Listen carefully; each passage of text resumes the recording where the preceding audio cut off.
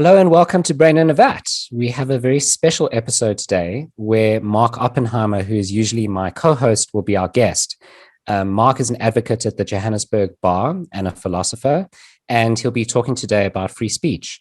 And we also have another special guest who's not a guest this week. He's going to be an interviewer, co-host with me to interview Mark, and he's a previous guest of the show twice over, Spencer Case. Thank you for joining us. Mark, would you like to kick off with a thought experiment? Yeah, so it's a case by one of my favorite philosophers, Joel Feinberg, from his book Offense to Others, and he calls it a ride on a bus. And he says, imagine you're sitting on a bus, on this long journey off to another country, and it stops off at various spots, and new passengers keep joining. And the first person who sits next to you hasn't had a bath in at least a month. They just have this very foul odor about them.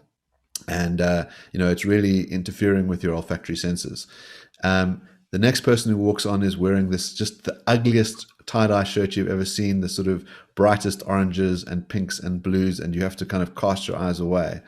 Then a group of people come on, and they're carrying a coffin, and they're all dressed in black, but it doesn't look like they are mourning the person in the coffin. In fact, they are shouting profanities about him, saying, "I'm so glad that bastard has finally died."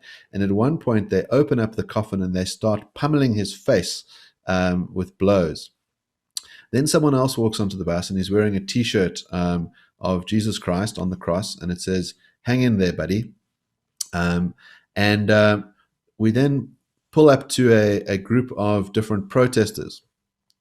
And there's a group of feminists who say things like, all men are trash. And then there's counter protesters who have signs up saying, keep the bitches barefoot and pregnant. And they're all carrying their signs in the back of the bus. And there's a sense of tension between these sort of two protesters.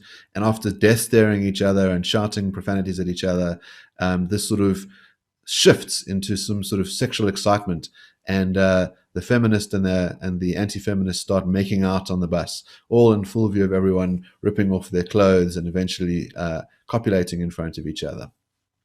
The bus ride proceeds, and someone else comes on the bus, and he's fully clad in leather, and you notice a particular armband on him, which is a swastika.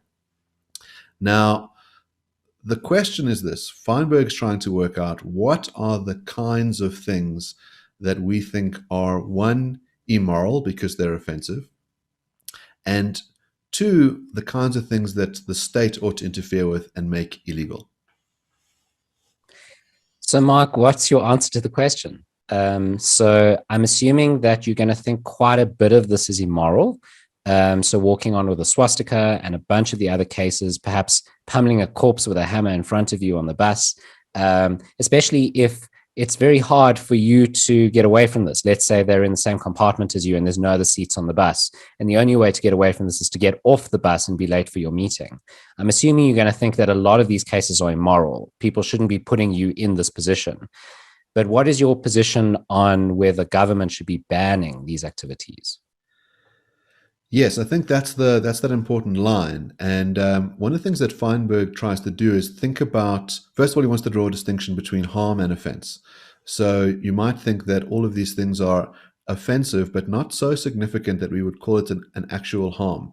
You might not want to experience it, but there is no, let's say, physical violence done to anyone who could perceive it. So, for example, the corpse is not around to experience being punched in the face. You are just around to see this thing happen. The other things that come up are, there's questions about, well, could you do any of this stuff in the privacy of your own home? And I think the answer should be, well, even if it's immoral to, walk around your house wearing a swastika and, clad in leather, it's not clear that the state ought to prevent that at all.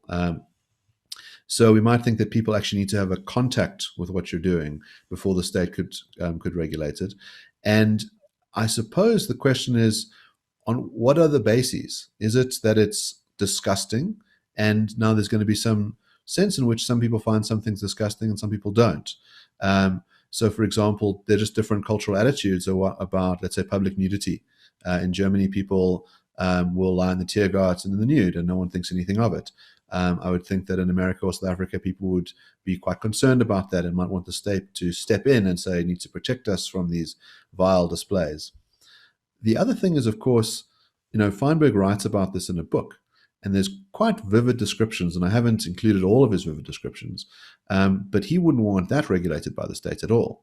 The idea is that you can very quickly decide whether you want to pick the book up and read it. At any point, you can close the book. And as you point out with the bus ride, you could just exit the bus. And we might imagine there's a difference between, let's say, a privately run bus, a party bus, where everyone is told beforehand, this is a free-for-all bus, let your freak flag fly, that everyone then knows what they're getting into when they get on this bus, versus the public amenities bus, which is, let's say, paid for by the state. And you might think the state can start to regulate that more. I was thinking you were going to go in a different direction here and maybe say that the bus just was a metaphor for society, right? And so it's not just a public bus, but the bus is representative of the public. And so we're all sort of in this vehicle in close space, and what are we willing to put up with each other? And I wanted to ask you, I guess, about this distinction between offense and harm, because I don't think you're going to be able to put a whole lot of weight on that. So if harm means physical harm, then I guess you can draw a distinction there. But I'm not sure that there's any really morally significant distinction between physical and emotional harm. It seems like physical harm might usually be more severe, but not necessarily always. I mean, you can consider this juxtaposition of things happening. So, like we would call junior high school or middle school, two boys walking down the hallway, one might, shoulder bump the other. That's an interference with the person's bodily integrity to a small degree. Or you can imagine there's no bodily contact at all, but someone's just following this person around and shouting racial epithets. It seems weird to say that one of them is harm and one of them is offense. I just don't think that that's a line that's going to be non-arbitrarily drawn. You could take a very inclusive account of harm and say that, to harm someone is to interfere with their interests. There's views that you can harm someone without them even knowing about it. So, for example, you have an interest in your wife not having an affair, and she does it in secret, and you never find out about it, but you're nonetheless harmed. And then we can think about those degrees of harm. It kind of tracks back to Mill. So Mill wants to sort of say, look, people should be free to swing their fist to the edge of your nose and no further, that you want mutually compatible liberties. And he wants to say there's a thing that passes a certain threshold where we can start to restrict the behavior, and things that fall beneath that threshold. Now, I agree you're always going to have some line drawing problem, but we have line drawing problems all over the show.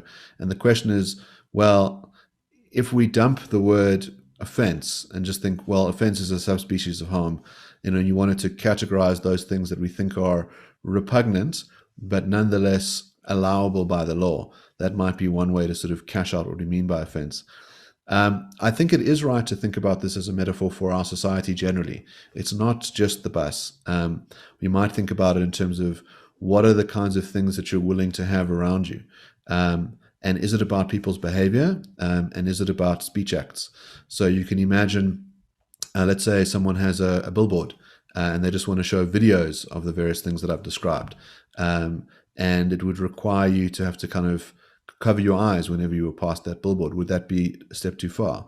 Different to, let's say, having a YouTube channel where people aren't obliged to look at it. They can just not have a look at that stuff, and those that are interested in it can look at it. I think as well, what you have in these situations is that there is no harm to someone else in that significant sense.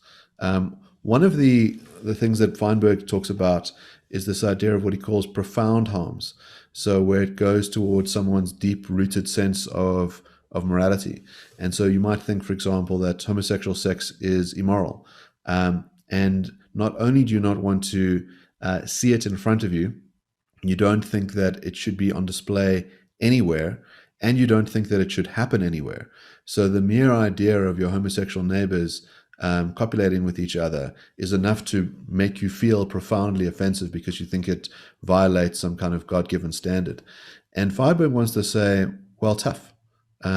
There are just certain kinds of offenses or harms that you should not be protected from. That in a pluralist society where people have different ways of being, there's some things you just have to accept. But you can say, there's some stuff that I ought not to be forcibly confronted with. And the question is, well, how much of that should we be regulating?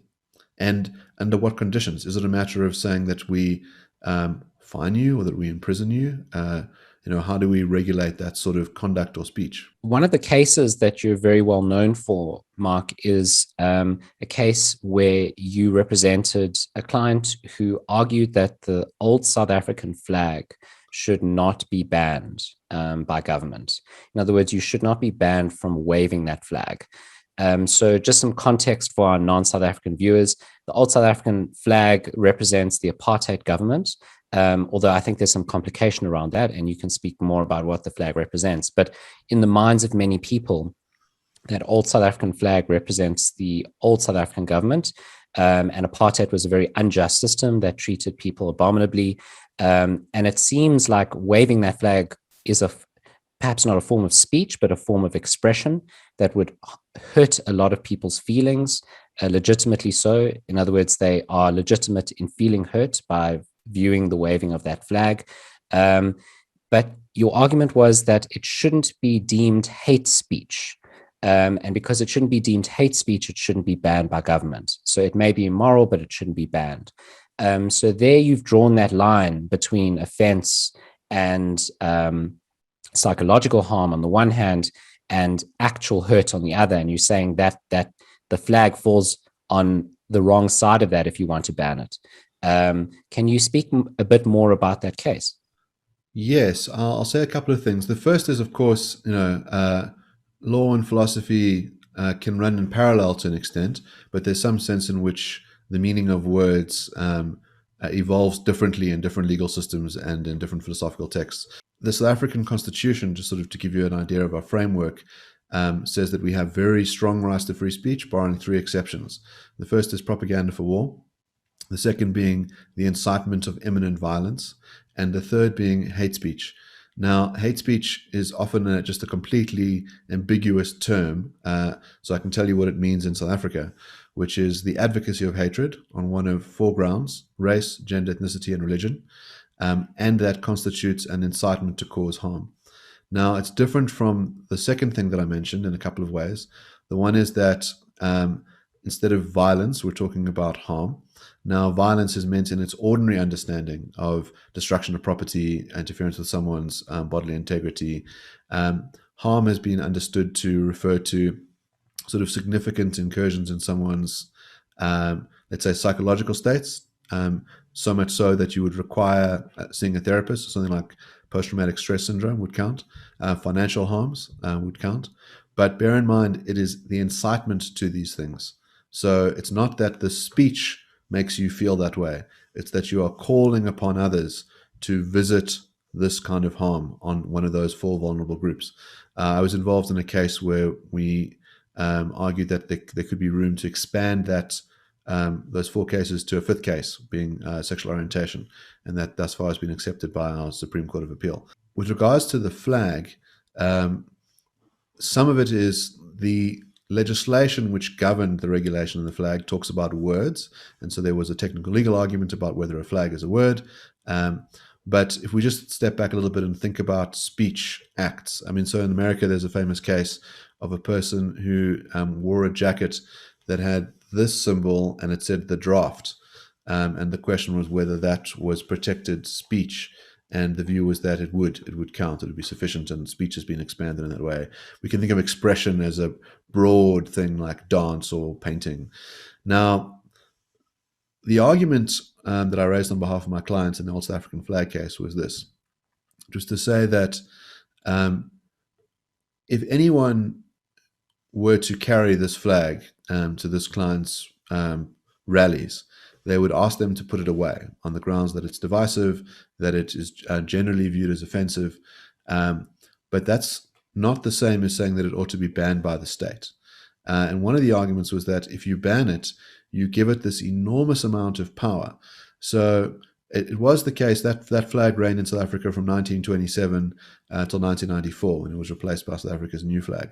It has its own interesting history in the sense that South Africa had gone through a war between the English and the Dutch. There was 27,000 Dutch women and children were killed in concentration camps by the British.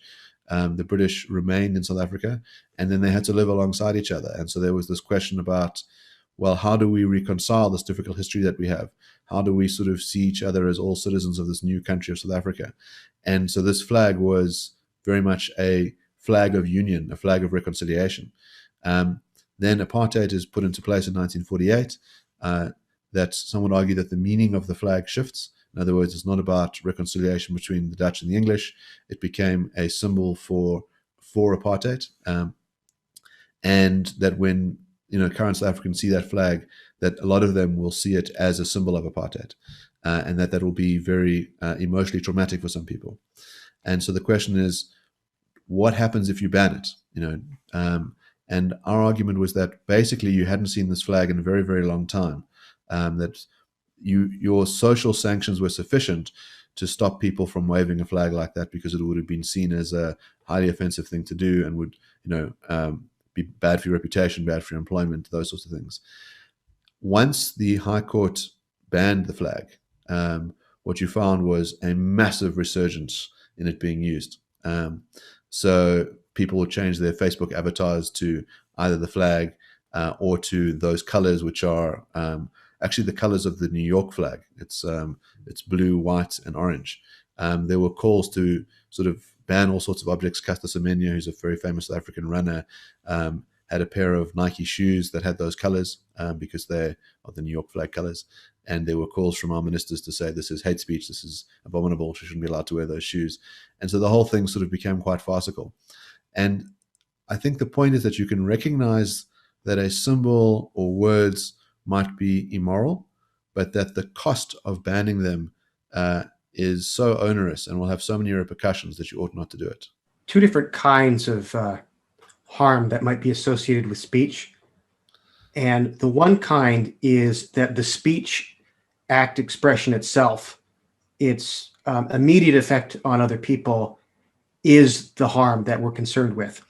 So microaggressions are thought to be one category of harmful speech acts and expressions like this. It's the immediate psychological impact on the audience. And it seems like the examples of the offensive speech acts on the bus are all of this kind. There's no worry that anyone on the bus is inciting someone else to do violence or something like that. But then, there's this other category that it's not like it's the speech act itself that we're concerned with, but it's acts of violence, other kinds of harm that we're worried that these speech acts are going to cause others to do. It makes sense to me that there might be some ideas that are dangerous enough that society might want to ban them, either governmentally or through social sanction or something. But why is it necessarily associated with hate? Why is this emotion have to be behind the most dangerous ideas? It seems like a lot of people are attracted towards totalitarian ideologies for all sorts of psychological reasons. But why is hate this label for all sorts of speech that we worry about causing harm in its secondary effects? You might think about hate being a particular kind of speech that you could be worried about. As I say, in South Africa, the view is that it's a twofold test. So to express hatred about some of those groups, in other words, to refer to them through racial epithets or to describe them as disgusting, is not in and of itself prohibited. That there must be this call to action as well, that you must be calling on people to go and do something to those people. Now, I suppose one of the questions is, what if you just have the call to action without any of the advocacy of hatred? Why isn't that sufficient?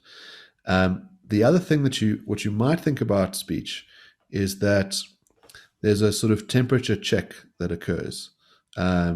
So, for example, if you said something like, we should boycott these businesses, because let's say, for example, you said, businesses run by Israelis should be boycotted. That's a common thing that you hear in the States and in South Africa because of the boycott, disinvestment, sanctions movement. Now, you might think that that would cause harm if people acted upon it. Those businesses would suffer a loss.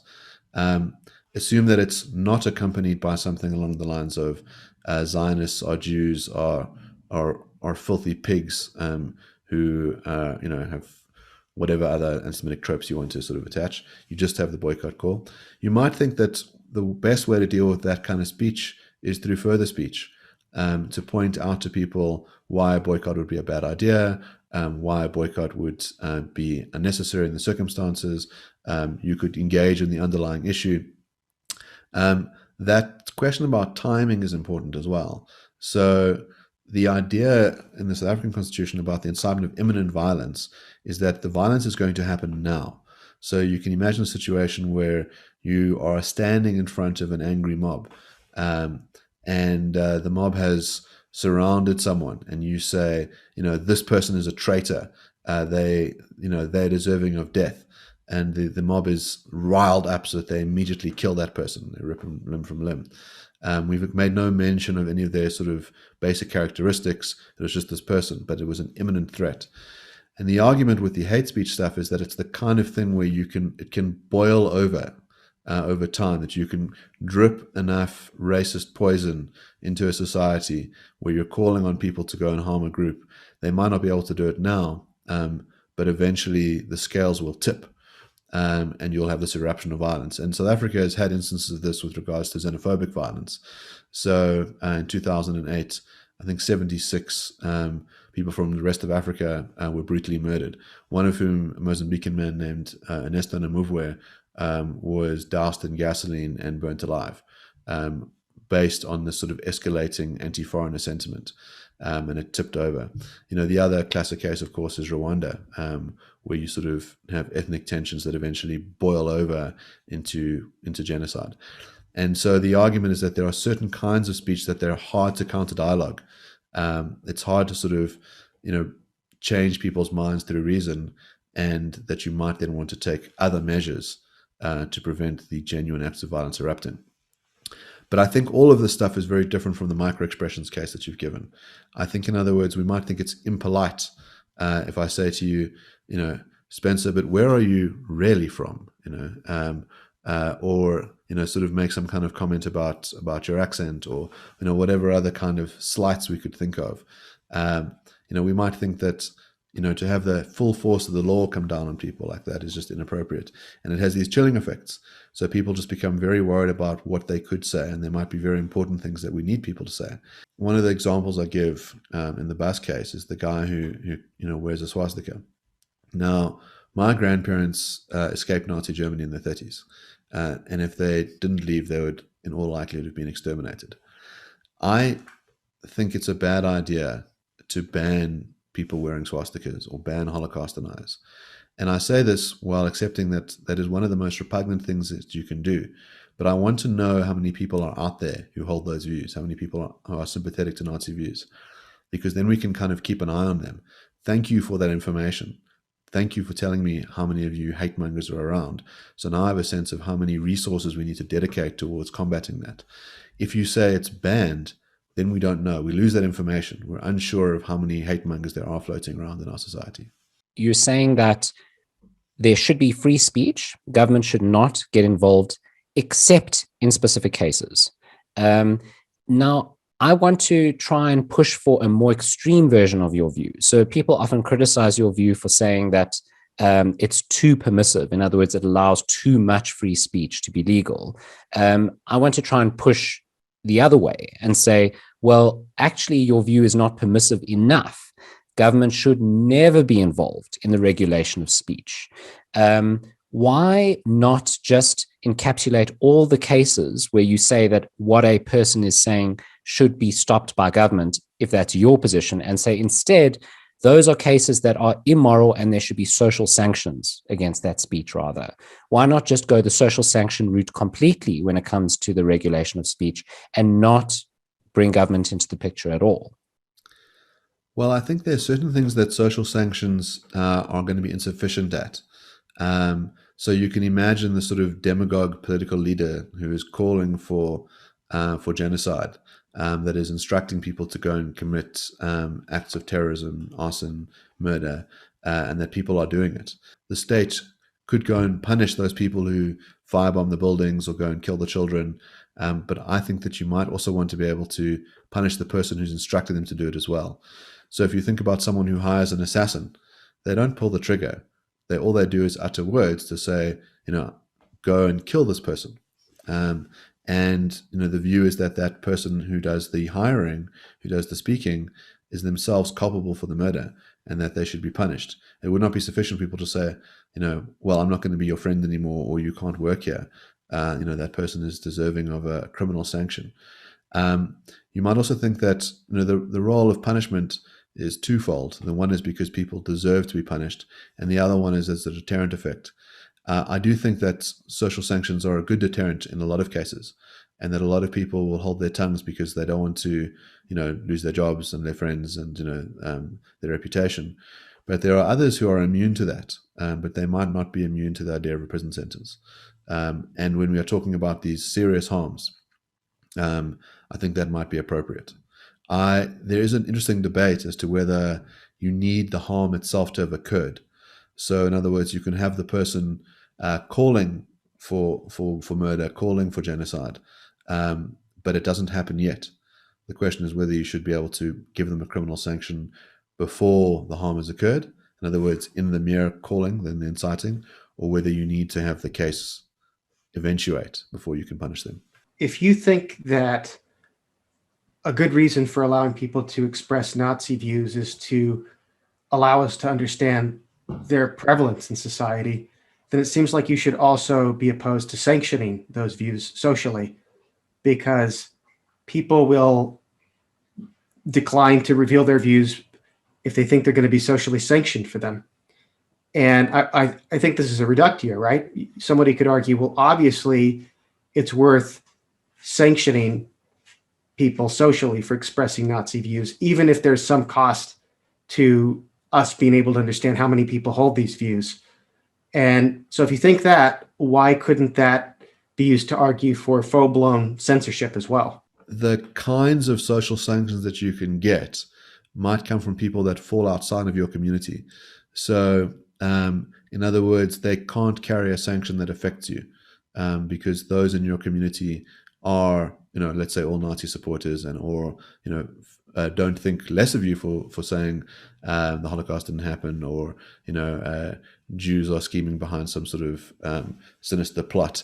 They all think, oh, that's wonderful, you're one of us. And so the social sanctions have no effect on them. I suppose you might think it will drive some of that speech away, the social sanctions. So some people will harbor racist or anti-Semitic views, and because there's the threat of losing their jobs, that they won't say anything, and so you do lose some of that information. I think that, again, we're talking about degrees of punishment, and there are some social sanctions that I think are so extreme now, where we might be driving these views underground, and that might be a reason to rethink some of the social sanctions that we have. So, for example, it's not just that we sanction the person who says the stuff, but let's say someone who provides them a platform. So you could imagine a Ricky Lake show where she says, I'm going to host a bunch of neo-Nazis so I can kind of try and understand their position. And you've got an audience that's watching. And someone's saying, Ricky Lake has provided Nazis with a platform, we should boycott Ricky Lake. And so now you have this sort of chilling effect problem.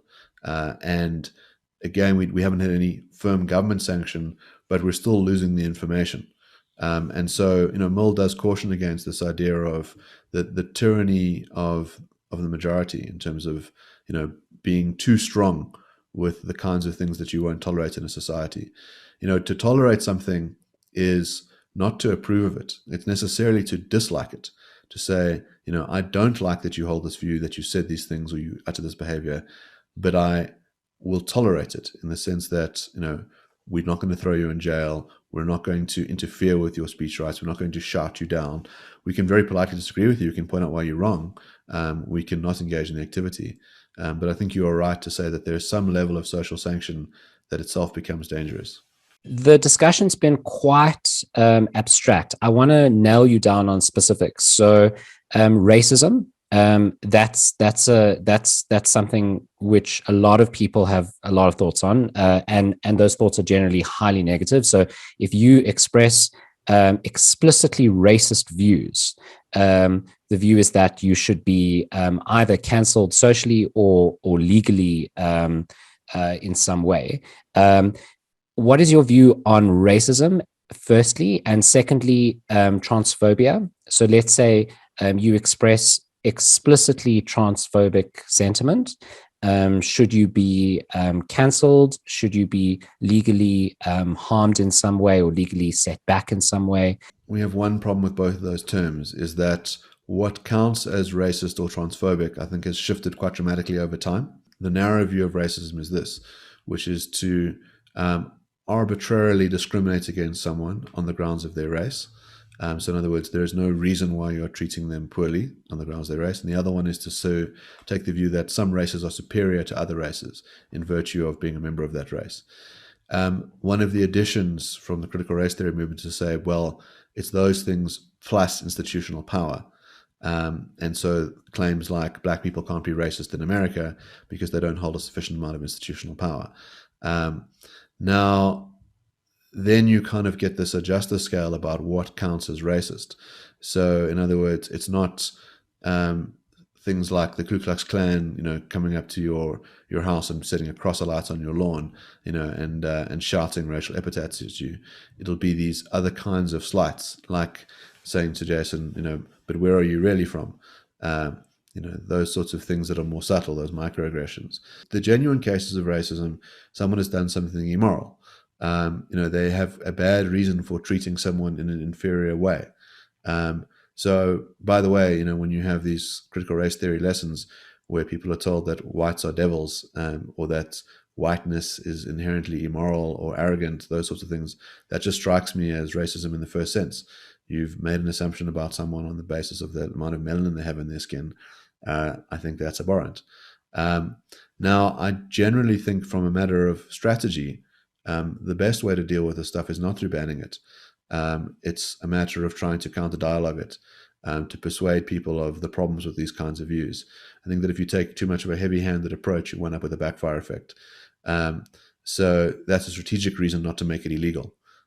You might think that those people are deserving of some kind of punishment, but that if you were to punish them, you would create martyrs, you would create backlashes. And so that's a reason not to do it. Transphobia, I think we get into even further territory around what counts as transphobic. So we recently had Kathleen Stock on our show, and to talk about her new book, Material Girls, where in quite a considered way, she tries to interrogate these questions around, what is sex? She has 3 different biological accounts of what sex is. What is gender? 4 different accounts of gender. Whether it's metaphysically possible to change your sex, whether it's possible to change your gender, what the norms would be. And there's quite a, one might disagree with her. We had I think a quite good back and forth discussion with her, but she's often labeled as a transphobe and as a bigot. And while at the same time saying, I don't think that trans people should be harmed in any way. I have trans friends, those sorts of statements. And so I worry about those terms when they're used in this nebulous way. And so I'd be very wary of a statute that sort of said, like, we should punish racism and punish transphobia because of the way in which those terms can be radically shifted over time. You might want to have a sophisticated moral account about why genuine bigotry is a bad thing and an immoral thing. I think that's very different from prohibiting it from the law. So there's a distinction that you just brought up that's very interesting, which is the distinction between the racist expression and the racist. And I think that's something which is glossed over today often. This idea that if you ever utter something that is deemed to be racist, then you are racist, not just what you've said, and that there's no way to escape that.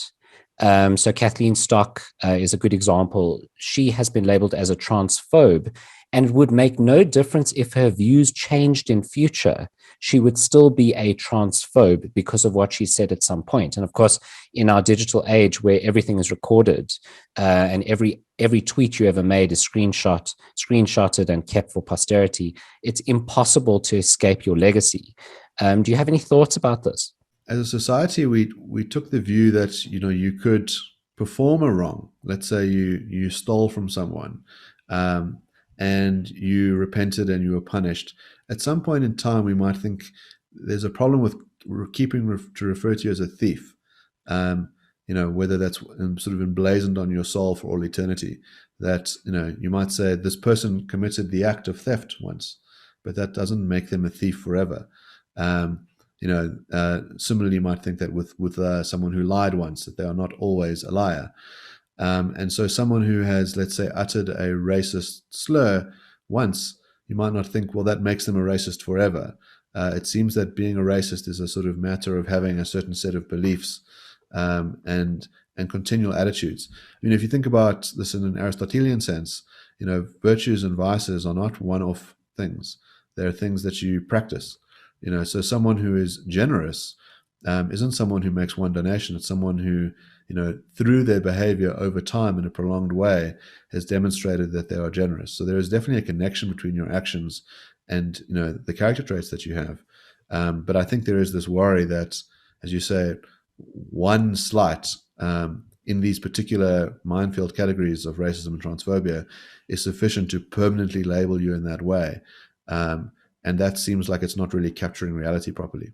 You're both hovering over what seems to me to be the fundamental contradiction in the way that the left is treating racism now, both in the US and I guess in South Africa, which is that on one hand, it is a structural thing. It's an institutional thing.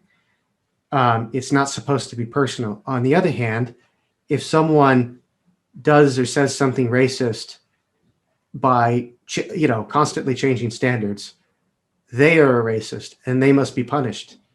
But if you really take seriously this idea that it's institutional, then that kind of retributive attitude doesn't make a whole lot of sense. I can imagine a society in which you do have structural racism, in the sense that all the laws and the social conventions are geared against a particular race. So I think apartheid South Africa was structurally racist. In other words, the state decided where black people could live, who they could marry, what kinds of work they could do. That wasn't just individual actors performing acts of racism. It was an edifice that was in place. I think you can dismantle such a system by having law reform, and you might think that post-apartheid South Africa, for a very brief period of time, embraced the attitudes of non-racialism.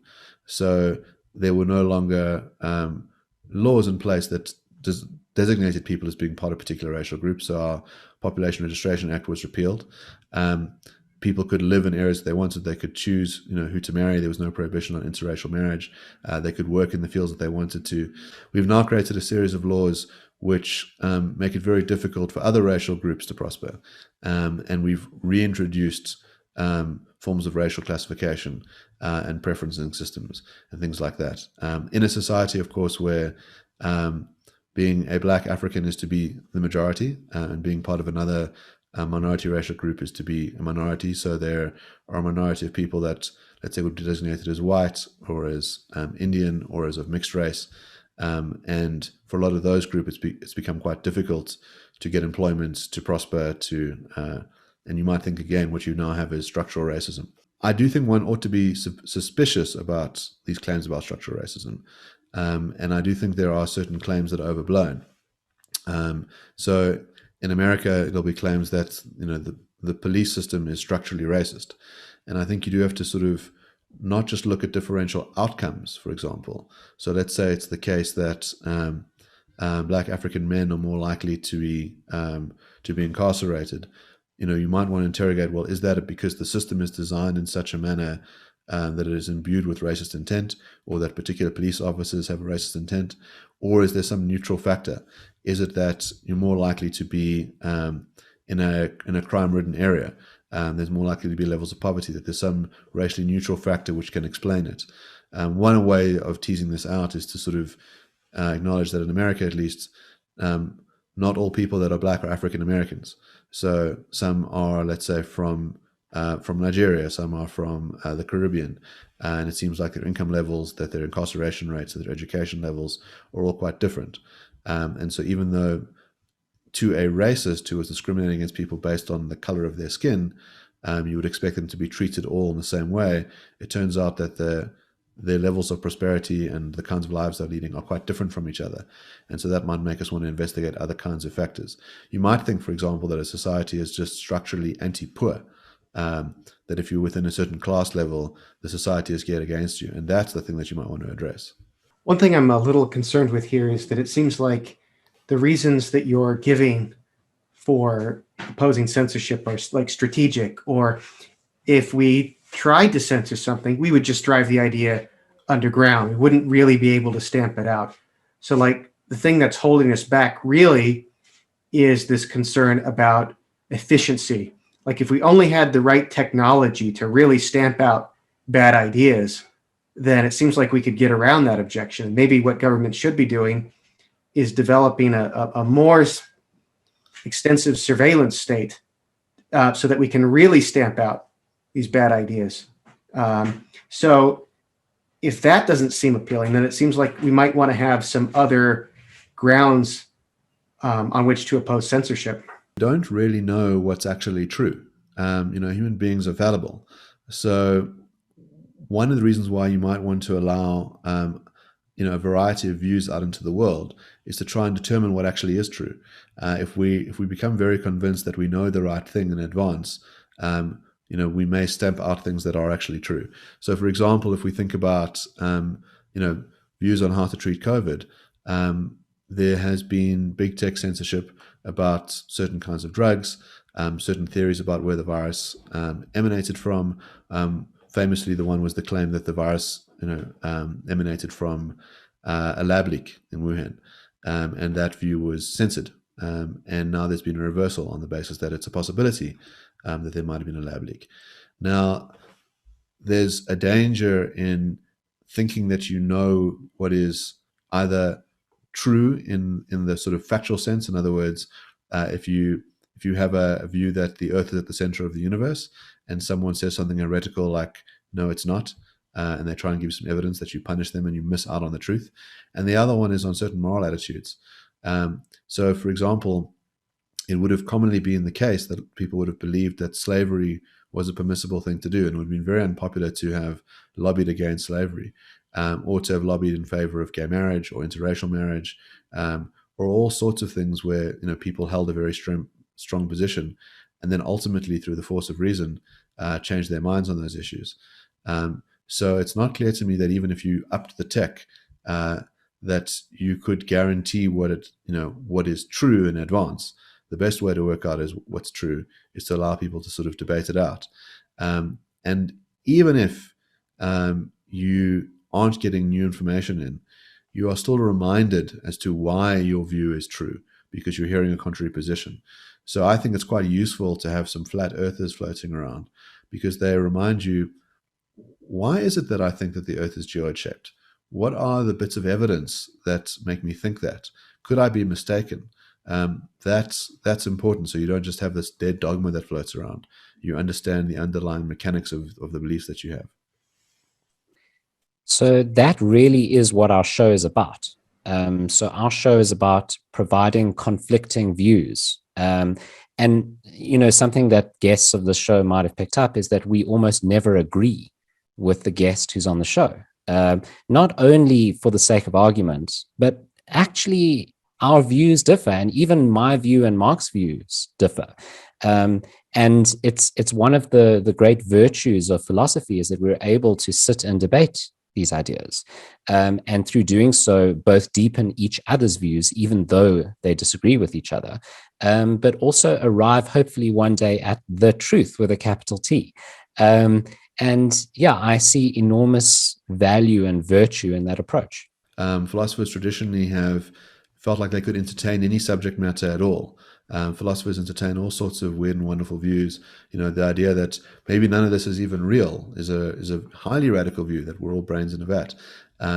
or something like the view that it is better never to have been born. David Benatar has written a treatise about why it would be better for humanity's sake to become extinct. This is a radical view. But those things are hell of a useful for us to try and tease out what our intuitions are about the nature of reality, about morality. And as you say, it's not that we say, well, all ideas are good ideas. We do think that there is a truth with a capital T, and we want to try and find it. And that the best way to find it is to allow all these different ideas. I think there's also a difference between writing something in an academic journal where you can pause and reflect and think about something versus the situations where you've got the demagogue, political leader in front of the rally. There's a big difference in terms of the consequences of the harm that might ensue, and the sort of ability to have critique. Now, you might think about a theory like critical race theory as being something that was born in academia, in the 80s and took a very long time to kind of reach into the public consciousness. And you might think is poisoning people's minds because it makes them hold views about superiority and inferiority of different racial groups. But you might think that the best way of countering that is through more speech. I think what's difficult is that when bad ideas grip a society for a while, and it seems like you're not going to be able to get out of this bad idea, that the temptation is to have some very strong reaction from the state to say something needs to be done. We need the jackboots of the police to kind of come in and suppress these dangerous ideas. The problem is that they might start suppressing other ideas. There's these two great works of literature that deal with the sort of question around strong states and restrictions of speech. Spencer's wearing a fantastic shirt which references the first book, 1984. He's got an Ingsoc shirt on.